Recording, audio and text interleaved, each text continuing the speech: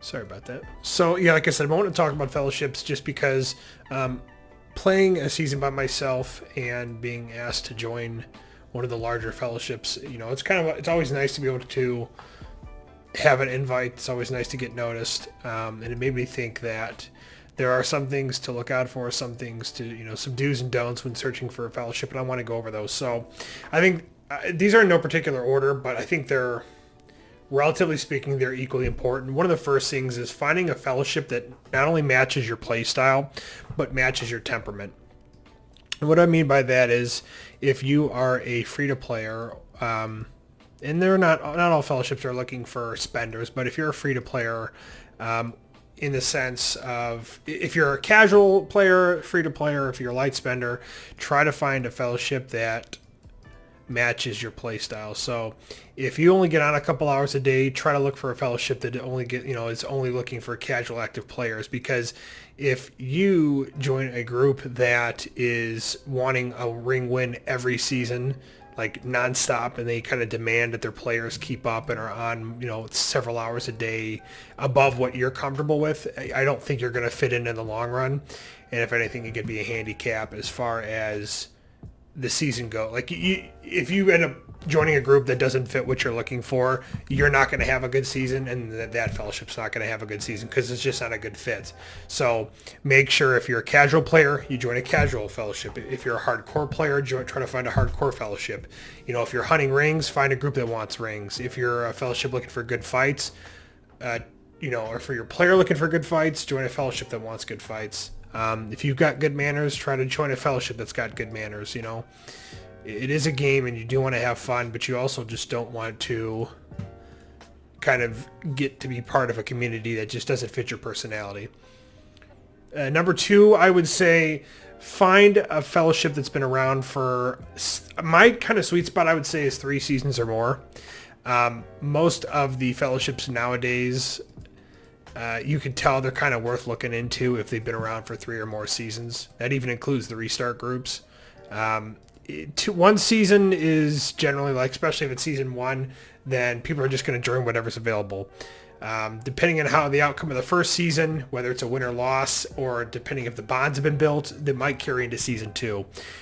Usually the end of season 2, though, is when, once again, depending on the result of the ring or the result of the campaign, you'll go into your season 3 and people will be like, okay, well, I've had enough of these guys. We haven't had any success, or I really like this team. We built a good community and I want to stay with them. So for me, season 3 and more, or I should say 3 seasons or more, is the sweet spot for how long a fellowship's been around and kind of the commitment to the organization itself. That kind of goes into the next thing. Number 3 would be, is your fellowship what you're looking into Discord active? People might say, well, what does that matter? There's an in-game chat. The in-game chat only works so far. There's a number of times I've seen people miss announcements, miss just pings in chat, miss times for sieges, for keep takes, for crossing defenses. So if you have a active Discord that allows you to reach people outside of their game hours, or just get them engaged, it generally builds a more active team overall and a more successful team. Because everyone is more invested in the community that you guys have together, and they're more interested in the win. So they're not going to go AFK if they start losing, or because they're looking at like the person next to them thinking like, well, I don't want to let them down, so I want to try harder. Honestly, I think it's a good thing overall though. So definitely look into the activity level of the Discord. If there's not one, personally I would probably say stay away, but that also kind of ties back into number 1 of finding a fellowship that matches your temperament. If you're only on here for 1 or 2 hours a day, or maybe an hour a day, then you probably don't need a fellowship that is Discord active on a heavy scale. If you're looking for a ring win every season, or if you're on there for 3 to 4 hours a day, definitely find a fellowship that is Discord active.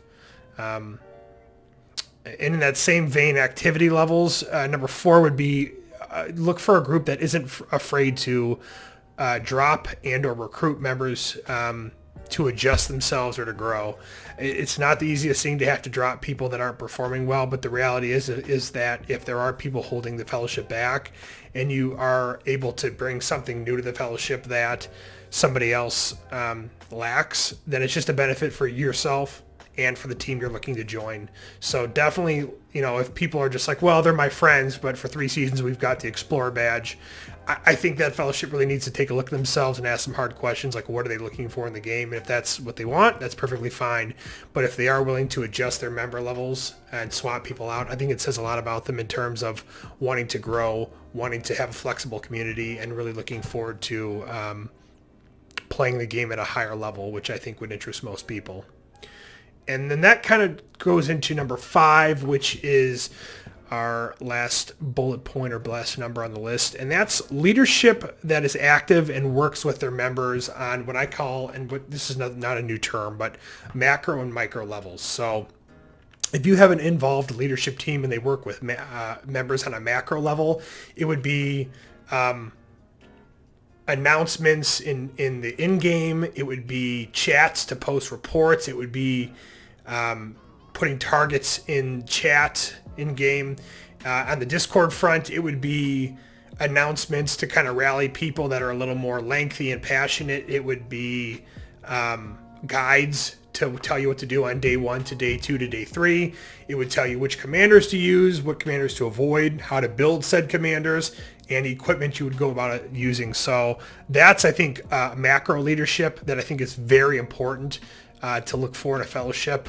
Micro level would be if, let's just say, John Smith uses Boromir on day 1, or Aragorn the second or something, uses a commander that doesn't really min-max for him as, say, maybe Gandalf would. That's for you, Bugs. And the leader would reach out and say, listen, I know you like this commander, but I really advise that you don't use him day 1. Set him aside for mock battling, for using Ents to level, yada yada, and for the first 24 to 36 hours, please use this commander instead. I think you'll have a lot more success, and I think that kind of micro leadership is very beneficial in terms of connecting and building that community, but also letting the people know, like, hey, I do care. Like, I want us to have a successful team, and I want you to be part of it. And I think that kind of honesty should be appreciated, because it just means that they want to invest in you and they want the whole team to be better. So yeah, those are my 5 kind of loose tips on what I think you should look for in a fellowship. Thanks for tuning in, guys. I hope you enjoyed the video, and we'll see you in the next one.